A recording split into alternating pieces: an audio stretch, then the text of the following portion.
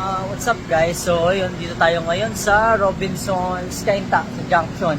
So meron tayong tinignan dito na ayan, Ford EcoSport Titanium. Ay, ano pala? Sorry. Ford EcoSport na Trend 2017 to guys, automatic Black Edition. So ayan, ito pakita natin. Ayan guys, na-deal na natin to. So onting refresh lang. Tapos good to go na to.